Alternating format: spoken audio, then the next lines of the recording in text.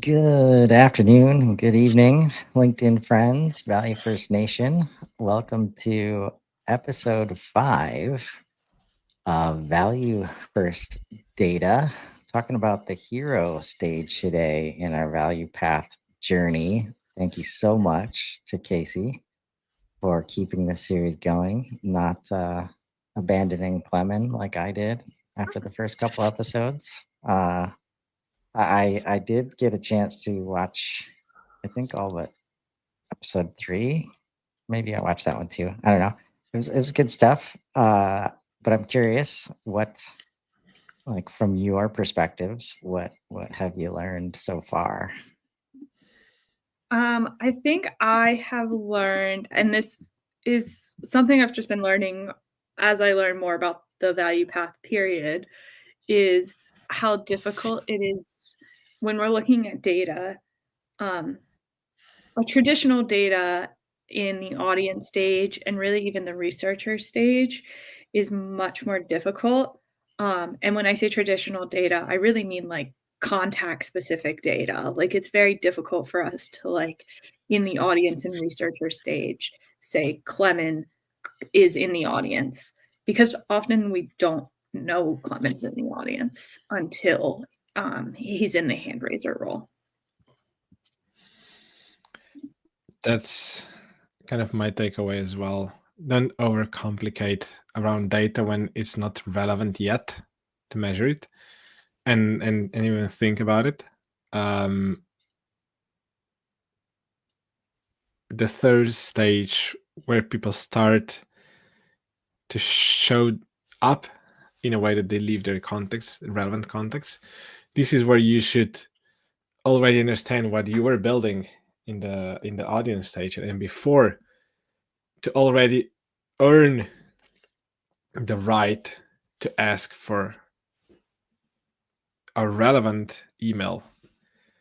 And then you can start collecting the right data, and then you can start using it and measuring it and thinking how to tweak the messaging and everything. And my takeaway in general around all the data in the first stages of value path is it will be even more harder more to measure that because of all the multi-channel and omni-channel presence of each and every one. And this is where you should build your presence and your brand, but not complicate too much around data, even we're talking about value first data. Yeah. I'm yep. It's been interesting to do all these different shows that are now kind of pointing in the same direction, by design a little bit, but not, I actually just started working with Claude today to try and refine like an overall strategy around this narrative of really moving from a place where we think we have control over the journey, or we try to exert control so that we can measure it and score it, and to a place of letting go, understanding it's not linear, and asking AI for help to understand the scale and the nuance of the whole story of the individuals that we're trying to do business with. So like as you're mentioning, Casey, like we don't know Clemens in the audience until he lets us know. It's like, of course. Like, isn't that what, like, it should work that way, right? Unless we have a total addressable market of like 50 companies that are like publicly recorded, and you go find like who the exact people are in their whole company, like on the website. Like there are cases like that where you can have perfect information of who is in your target audience. Mm-hmm. But in most cases, you don't, you shouldn't. And I think the challenge right now is nobody knows how to do the other part, Mm-hmm. right? Which is what I can hear like this, like the thing that causes this behavior is the lack of leads. usually. So we start to assume more, and we start to just hope for more from this that we don't have access to, instead of putting more energy into creating all the signals. And so in the Four Conversations, which book by Blair Enns, he talks about this first. He basically splits up the creative services process, but I think it applies to most spaces where the first conversation is the probative conversation, and it happens without you, right? Without you there. And that can only happen with you like around, if you have content and you're doing things for people to, react to. And then after that, like once you start seeing the signals, you could start to engage. So I'm going to share a little bit of the journey so far, and then we'll dive in to today's stage, the hero stage, highly empowered revenue opportunities. So lots of reasons to relate this to the Loop marketing playbook or framework. I do believe in this framework, in that we need to find ways to be active every single day and create the space for the personalization of the experience. It's just very specific on where and how you can do that. So we've got Express. I like to think about this from the perspective of the buyer, like two sides to all of these, where you need to express who you are so that they can express who they are. And a lot of that, you might think of that as like fit scoring, like fit confirmation, right? Once you have that information, then you can tailor to that audience. Going to take an interesting angle on this tailor phase today. Then you can amplify, reach and expand, and then evolve. Honestly, I think even this is pretty nonlinear, and that all these things can kind of play off each other and should play off each other. So I've got some thoughts on how we can better, represent that. But where we've been, okay, audience, they're learning. There's no reason to expect trust if they've never met you before. But can they meet you through through your content? So, well, I'll turn this into something I can share. This is in Claude right now. But really, the nuance and the hard part of all this, we're not saying any of this is easy, but it starts with the will to change, like how you do things.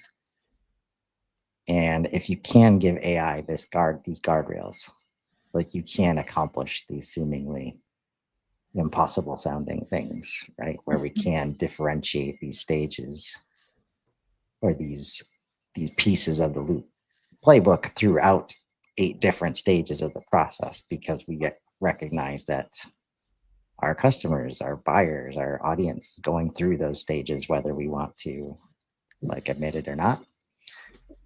And we've got researcher, which I've come to the place, thanks to you guys, thanks to the other content we're doing, where the main difference between audience and researcher is intent. Like, and that's it. And that means it's very hard, unless somebody explicitly says, like, gives you a data point that really explicitly says intent, right? They're not in that stage yet. Which this is probably the most business specific stage that gets outlined, I think, for each business. A good example yesterday that I could pull up with Kathy commenting on our show. Hand raiser. You guys went over this one and finally got to build some stuff in HubSpot. Sounds like you learned a lot there, Clement. Casey had some fun. I did. I think in a perfect world, we don't activate our sales team at all until they get to this stage, at least from a signal like response perspective. Like, I think we should be activating our sales team to support, researcher and audience stages, like at business development throughout the whole process, Mhm. so that they're there every time this happens, like immediately. Mhm. Which is what we're trying to help you do through this series. Like, if you can position yourself in the opportunities for data capture very well, then you can be the fastest to respond, which is becoming clearer and clearer as like the best way to, create value for your organization. Today, we're looking at Hero. So, highly empowered revenue opportunities. Sorry, I couldn't avoid acronyms, apparently. But everybody's the hero of their own story, so I think you can make this work. I actually didn't know what it stood for probably too long. Yep, I probably don't even need to keep. This is me trying to like opportunity. If I were to try and get rid of that, like that would just be all hell would break loose. Like, nobody would be like, "Dude, just get out of here. This whole framework. What are you doing?" Like, we've been calling that opportunity for like 100 years. Okay. But yeah, so what's happening in this mode? And again, not for everybody, but I think a lot of the evolution we see in HubSpot right now is going up market, where most deals, I mean, even in 10-person organizations, the person making the decision on the other side has likely one or two other people at least to involve, to get the buy-in for. In this, for positioning ourselves to make sure that they're building conviction in the product or in the service, or doing business with us, and the fact that their team will be bought in to everything that's going on. I think it's easy for us to say, well, that's out of our control. We can't really do anything. We can't manage the change for them. We can't, we're not in the organization. And that's where what we're going to talk about today. Like, no, you can do a lot actually to enable this piece, right? And for me, the whole journey now is with an AI assistant at everyone's side. There's always some other, opinion, even if it's AI's, ready to go at every stage of the buyer journey, and nobody is moving forward by themselves anymore.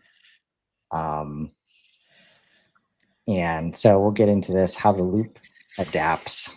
If we're expressing, they need to translate your value into internal language.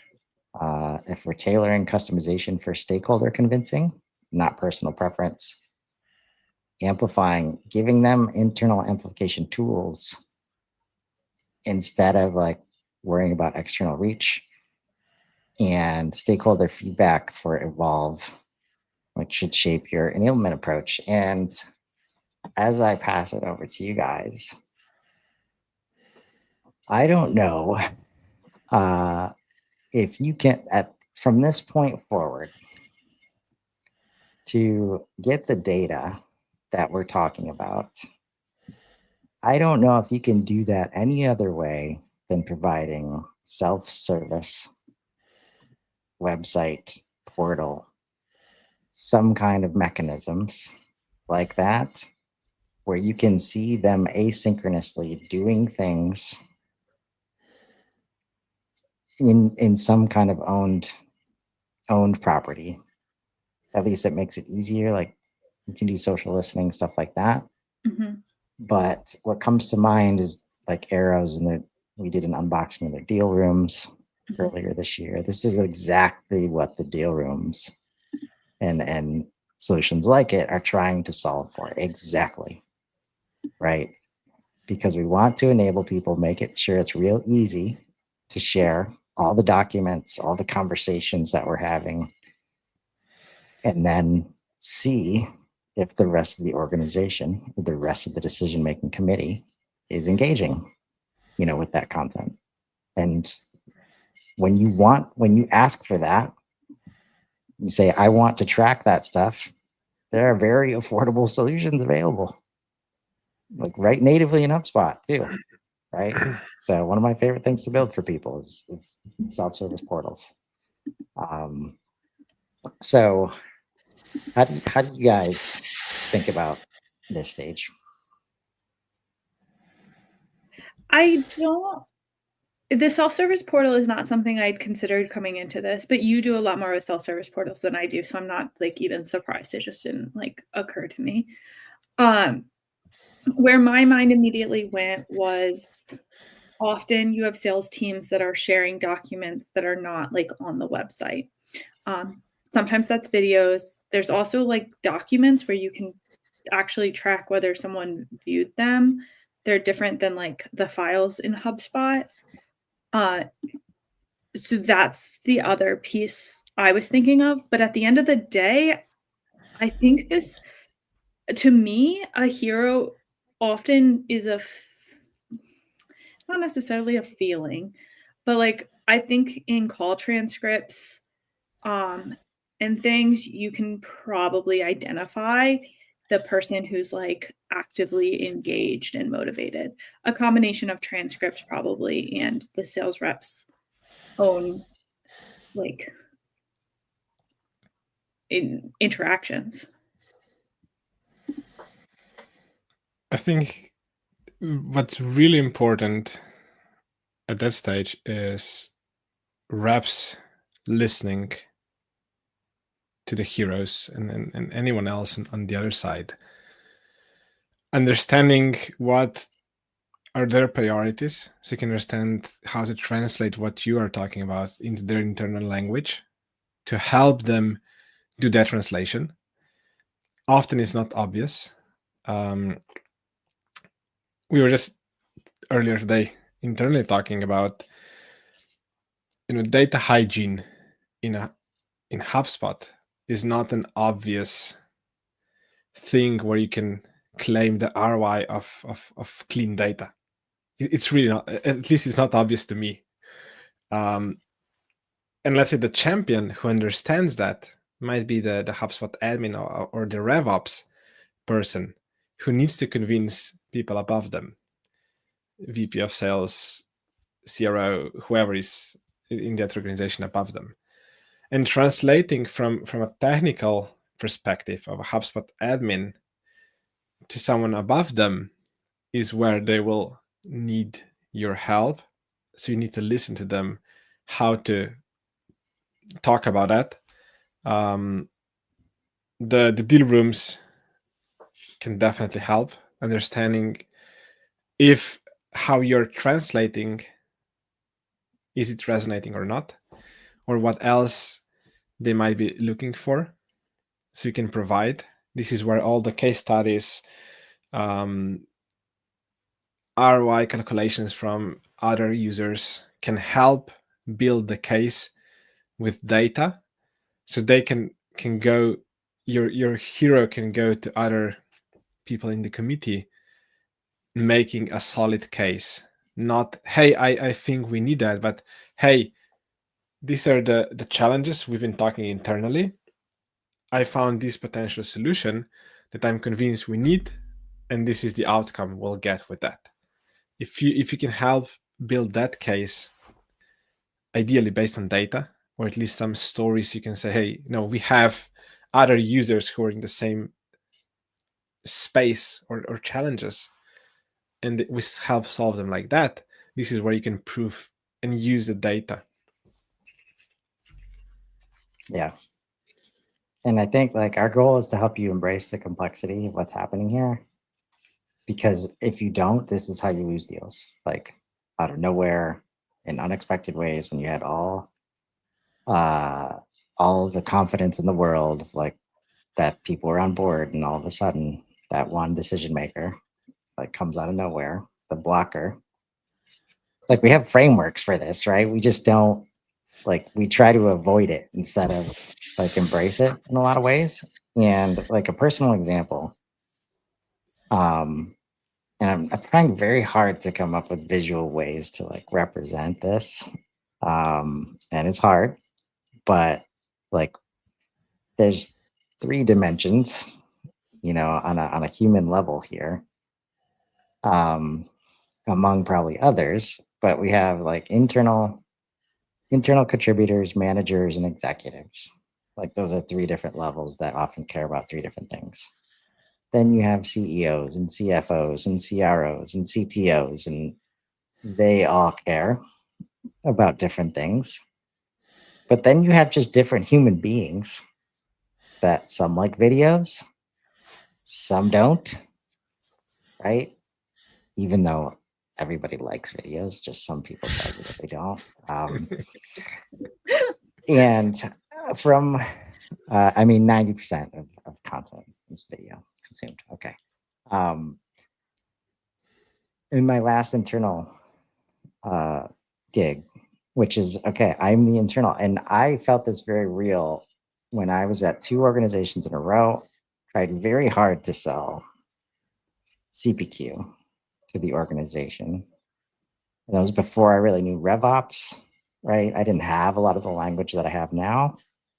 I could not tell the right story to get us to move on these things, right? Mhm. And within this last organization, I was conditioned.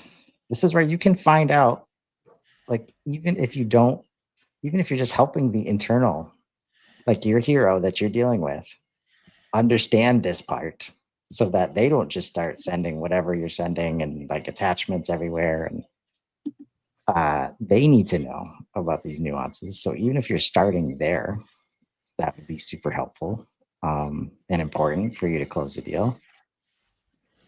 Like the CFO needed 4 bullets max. Like if I was sending him an email, it needed to be 4 bullets long, or he was not reading it. Right? You need to be in and out. CEO wanted the book. Like he wanted the big old long email with every piece of context, which is what I like too, by the way. That's how I love all the context. I want it all. As a friend of Chris Carolyn, I can confirm. Right? I've gotten starting to experiment with like little alerts in places to just let people know, like, hey, this long email coming. But this is where some people, the bottom line up front, these things where it's like, okay, so if I was sending a communication to both of them, there'd be 4 bullets at the top with the book after that, Mhm. right? And we started to set those standards in how we communicate, right? Mhm. If you're not understanding that these different humans are involved in the process, which now what we're suggesting is AI through unstructured data Mhm. can help in ways that you have no chance just by catching words here and there, as you have all these conversations. If you can understand who's involved, then why wouldn't you want to, support it, right? And I think this is something I try to do, is get more people in the room as early as possible, just so we can get the voices out there and involved and recorded, and we have a chance at even understanding everybody involved so that we don't run into these. Because worst case, like best case scenarios in those situations, they do buy, and then it gets slams into another wall, and you have clawbacks and like just everything, like retention problems. So hopefully we can help create some space for that. Looks like you might have some stuff ready on your side, Casey. Yeah, sure. It's ready as it'll ever be. I do think it is fair to highlight, and one thing I want to mention, like there are lots of tools, like almost all the assets that you can relate to a campaign right now can accomplish this. Like, so now that there's knowledge base articles and sales documents, as Casey mentioned, everything across the whole journey can be used now to understand engagement throughout the journey, right? But I think there's yeah, go ahead, sorry. if you've ever some sales reps, which I think as we go to like logged in deal room, we're trying to create safe spaces for people to interact in a way in front of us, right? Which isn't always easy either. Like I've had lots of salespeople say, I want to send the PDF and not the HubSpot document, because when I send a HubSpot document, it's very clear that you're being tracked if you're going to read it, and not everybody wants to be tracked. So they might be more likely to open up the PDF and actually consume the information. That's a good example of like, if we know our buyers don't want, like they're going to consume the PDF and not the thing, are we willing to make decisions like, okay, we can't see it, but as long as we know they're consuming it, that's all the data we get, right? That's where, so yeah, so what I was going to say, which relates to that, I think is, and I think we're trying to like automate this. We're trying to find, like I brought up scoring. I'm kind of like, okay, maybe we create a sales cycle score to see how engaged people are in their sales cycle. And then we can rank the people involved in a deal by who's the most engaged. Like that's where my brain started like going. This is why we're here. However, I do think when we get too laser focused on like the reporting piece and the automation piece, we lose the human piece. And at the end of the day, most likely there are two humans that are talking, at least at some point in this, hopefully. And like,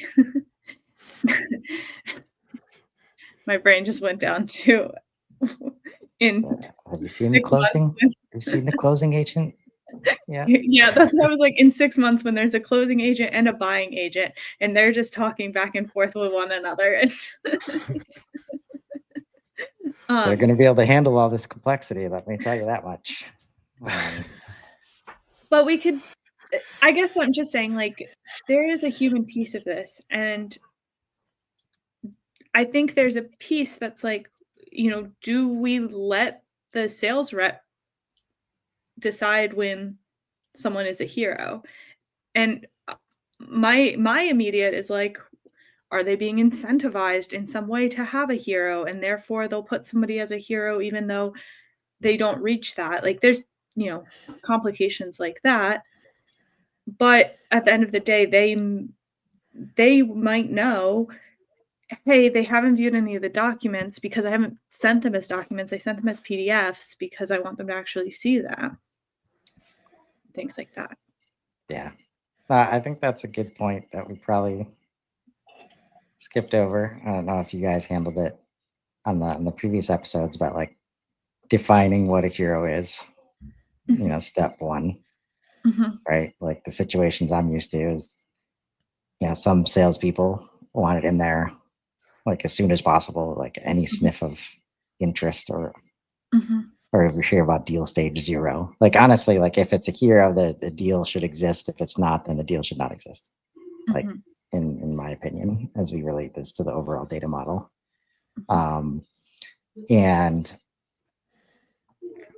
But some salespeople are like, I don't put it in there until I'm sending them a quote.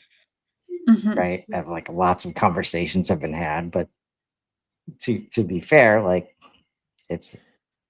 they're not sure it's real until they can start talking dollars and cents, right? So that's what they don't want to clutter up their index view or anything like that. So getting super clear on the definitions of these stages for your organization, super important. Part of it also probably goes to what you want to measure in terms of when you create a deal. If you want to show that we have 3 days sales cycle, then yes, create a deal when you send a proposal. But if you want to have a good overview of how many balls we have in the air, the thing what kind of balls you want to measure. Is it every demo booked, or is it every time we can identify a hero, even if not scored? And the other piece of data is something is subjective, which is what Casey said. Maybe let the sales rep say, hey, I feel this is a hero, because talking to someone for 30 minutes over a conference call, the energy was there. Someone understands, they get it, they were nodding to what I was saying. So I can say, but I can't measure because I send a PDF instead of a document where I can track the opening. Where the scoring you're now building and showing case, this is the objective data where you can measure, and a combination, or at least one of that should be there to say yes, someone is a hero or not. And I'm even like kind of in my head wondering, I think it's a combination. So I think maybe you can build a framework, something like this. I'm saying, have they viewed a document? You'd select the relevant documents for your sales cycle, maybe all of them, I don't know. I'm giving them a point for every document they view, a point for every meeting that is completed, so in theory attended, and then a point in this case for every view of the media that in this world, like, this is media that the sales team's sending. I might increase this over to like 2 or something, because this is more engagement, or even 5, but that's really fairly semantic, but you get the gist here. So they would go up.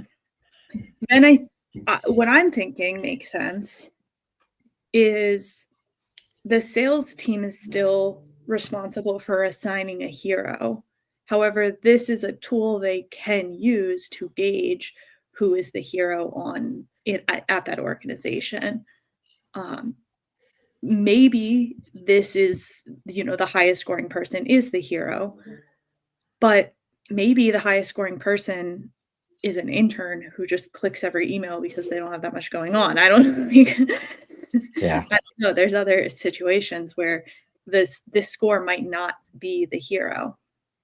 Right. So we're talking about like buying roles at this point. And I think on the other side, it can help you uncover like maybe an influencing role that maybe you didn't know if they're consuming a lot of content, right? At the very least, you're giving yourself opportunities with this kind of matrix of activity to just understand and not be caught off guard, right? And that's a perfect example there. HubSpot AI for Beginners kickoff session.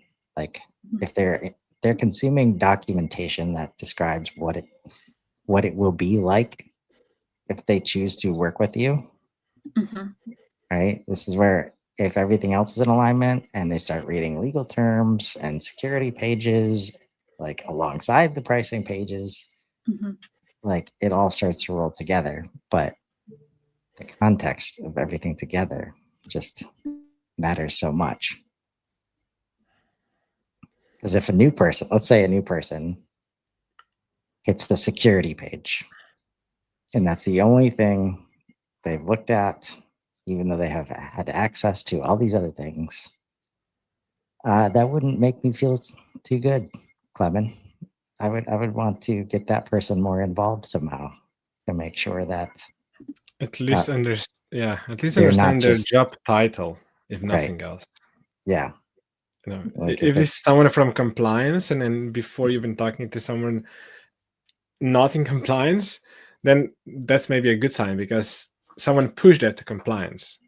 But if this is a random person walking there might be looking for something they can say, okay, we're close the discussion. And talk about a good way to build more trust. Like if that person didn't know that compliance was engaged, for good or bad, this person probably should know, right? So that they can understand. And then as you're having the conversation, right? I would imagine it's if you're used to being in control, it's probably hard to be like, well, give me the meeting.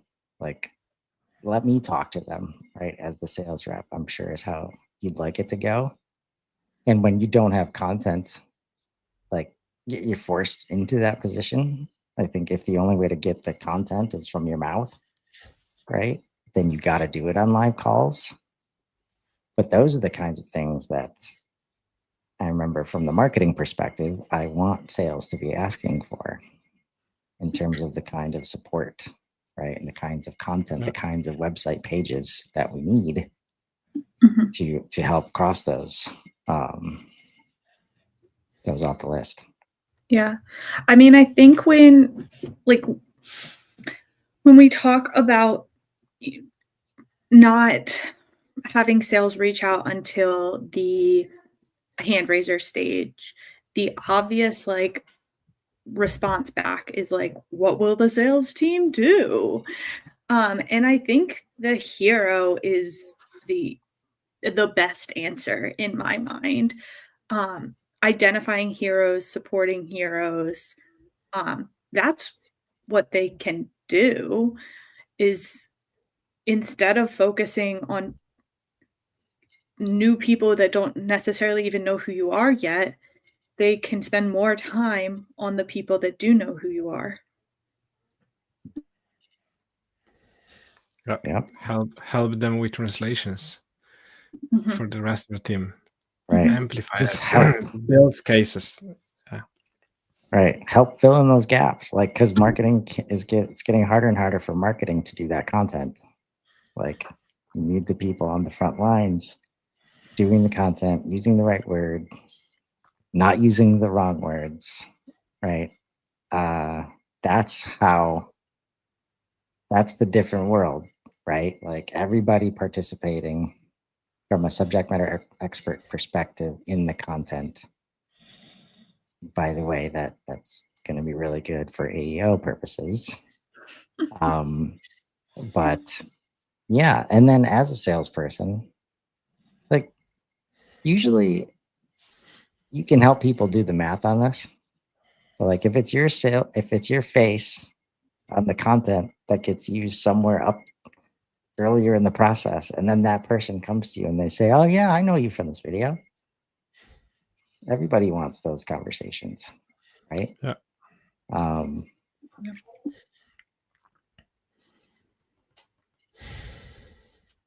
So how are we doing this in relationship to deal scores? Should we even go there? I mean, I'm thinking of it as different than a deal score. I'm thinking of it as a contact score. I think your deal score could increase if there's a hero associated with the deal. But I'm not viewing this as a deal piece. I would agree. Yeah. I mean, if deal is one person, then yes, this is directly related. But I think more importantly, it's understanding who is who and how engaged is each and every one on the deal, and all that sums up on top of, are you able to make the case? Are you able to align with what their needs are, what their pain points are? This is where you have the deal score.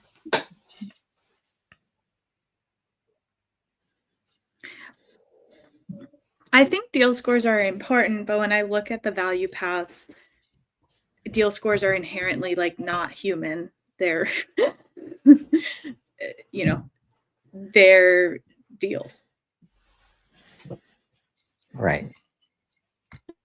What I'm thinking about right now, and it's unfortunate we've got to wrap up, is like we probably should think of all these people that we want to have conviction, like they're all heroes, right? In their own stories. Literally, that's how psychology works. So it's not that much of a stretch. And they've all got jobs to do, and they all want to look at the decisions that they make. They all want to have a good impact. So what I would think from all of these scores is like a health perspective, like the health of the relationships in this case, is what we're talking about, but the health of a deal. If you've got 5 heroes associated with the deal, that score should be higher than the deal that has 1 hero, at least in the situations where we know there's up to 5 heroes that could be associated. This is where someday in our demo portals, we're going to have Joshua Oakes' brilliant tagging system set up, because it really does manage the visual nature of like scoring plus associations plus just understanding very quickly the health of the revenue pipeline at the end of the day. And so any final thoughts? Did I make it go way too long and I need to give it back to Casey and let you guys do your thing? I mean, to me, the main purpose at the hero stage is really provide support, be helpful, help fill the gaps, provide additional data, help them translate, help them understand what you're saying so they can pitch it internally through documents, through calls, wherever they're doing. You just need to provide support. I think this is a good conversation. I think, I'm excited. I'm excited for next week where we're going to look at the value creator stage. I'm specifically excited for that because I will say that's when the value paths for me get a little confusing or gray, because we're kind of stepping farther from like what traditional leads life cycle stages look like. That's fair. I'm up for the challenge. I think homework for you guys then. It's what do we want to know at that stage? And I think a couple of easy spots to think about are, did the handoff go well? Like, do people know what's going on? Are they asking a lot of questions that they should know the answers to? This is where knowledge base articles and like sharing that kind of stuff. If you're not doing that, you're not going to know. And is onboarding going well? Right. I think that's probably very hard to separate those two. But this relates to the health of onboarding, I think, in most cases. So until next time, where we do get into the value creator stage. Thanks so much, Clement. Thanks so much, Casey. Everybody have a great week. See you next week.